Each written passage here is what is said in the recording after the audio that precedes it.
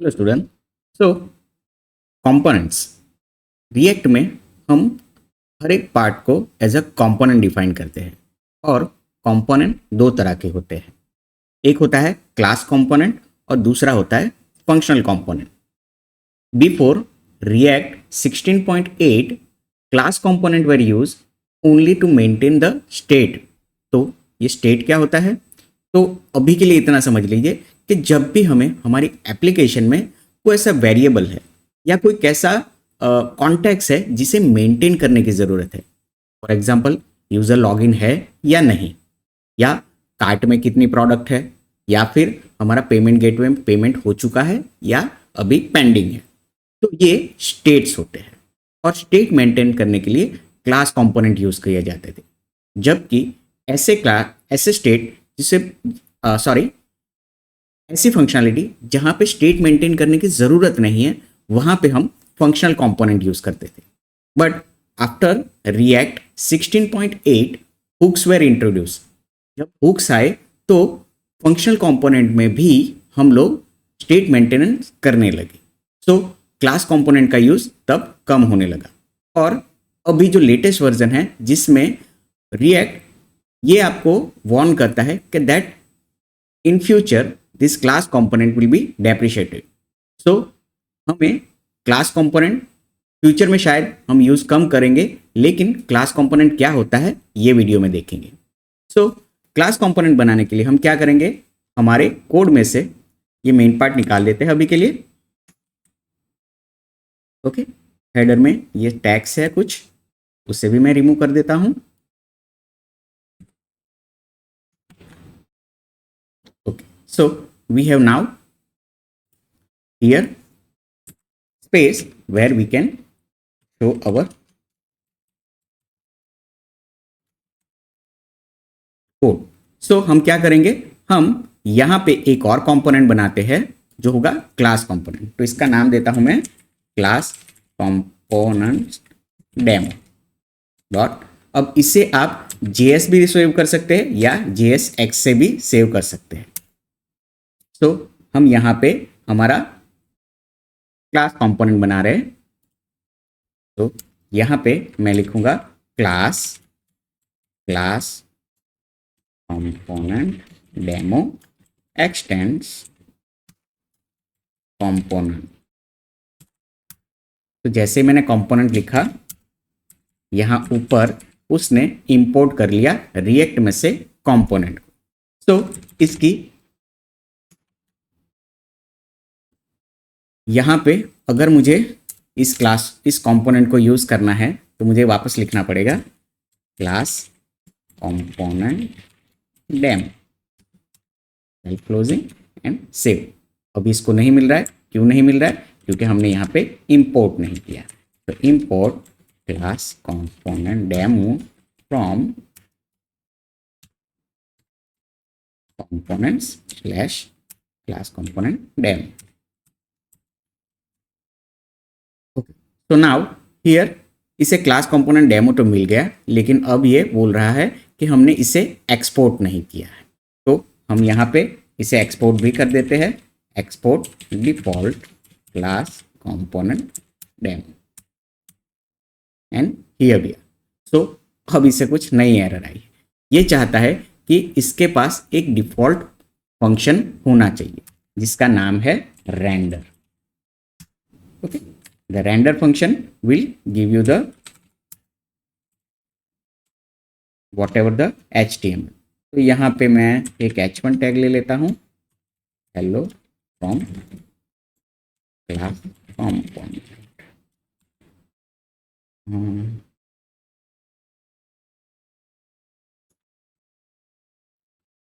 Sorry, इससे curly brace में लिखना होगा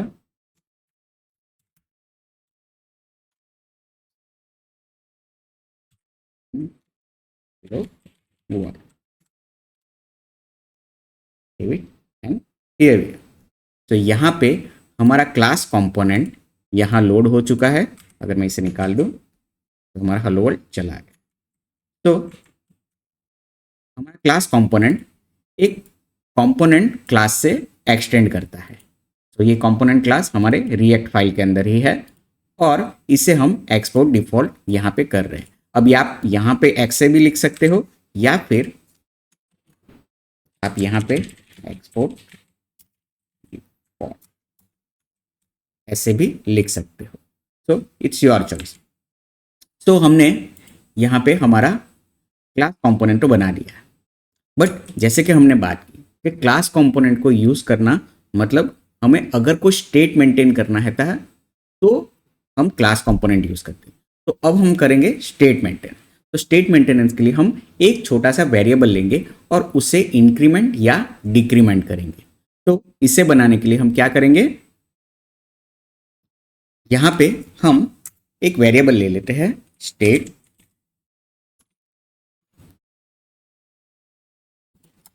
इज इक्वल टू काउंट 0।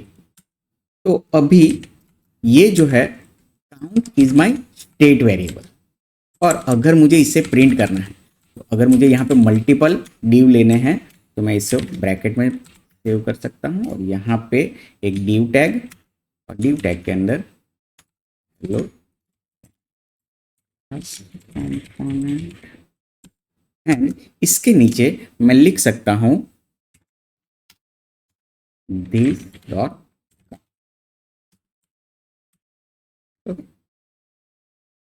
तो अभी के लिए इसकी वैल्यू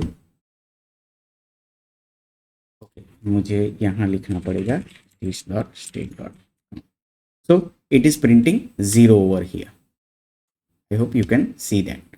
अगर मैं 0 के यहाँ 10 कर दूँ तो द वैल्यू विल बी 10।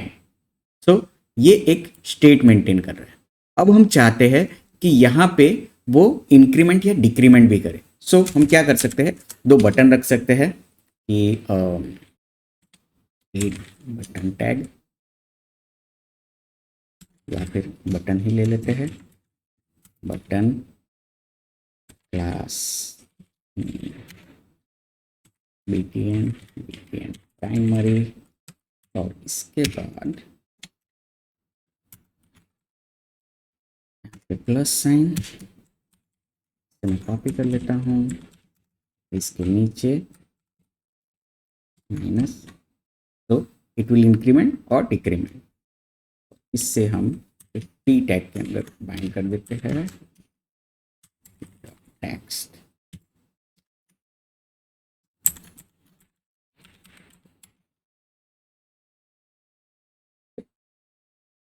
तो अभी ना ये प्लस हो रहा है ना माइनस हो रहा है।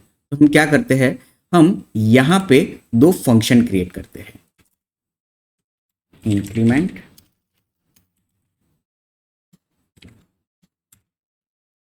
और डिक्रीमेंट।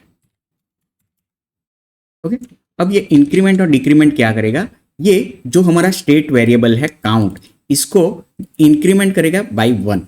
सो अगर मुझे काउंट को इंक्रीमेंट करना है तो मैं यहाँ पे लिखूंगा count is equal to this dot state dot count, जो भी उसकी वैल्यू है प्लस 1। ओके, वैसे ही डिक्रीमेंट में हम क्या करेंगे, count is equal to this dot state dot count -1। Okay, so अब ये बोल तो रहा है हमें कि हमने दो दो फंक्शंस बना दिए, increment and decrement, but in दोनों फंक्शंस को हमें यहाँ पे बाइंड करना पड़ेगा। सो हमें बाइंड करने के लिए इन दोनों फंक्शंस को पहले इसके कंस्ट्रक्टर में बाइंड करना पड़ेगा विथ सम प्रॉपर्टी। सो यहाँ पे मुझे क्लास का एक कंस्ट्रक्टर क्रिएट करना पड़ेगा, कंस्ट्रक्टर, और उसमें प्रॉप्स मीन प्रॉपर्टी। और मैं यहाँ पे ये जो मेरा स्टेट है जिसे मैं लिख देता हूँ this dot state is equal to count 10। और यहाँ पे मुझे लिखना पड़ेगा this dot increment count is equal to this dot, जो हमारे फंक्शन का नाम है, increment dot bind this. Okay, मैं इसे कॉपी कर लेता हूँ और यहाँ इंक्रीमेंट की जगह डिक्रीमेंट और यहाँ पे डिक्रीमेंट। तो मैंने दो प्लेस होल्डर ले लिए, increment count and decrement count.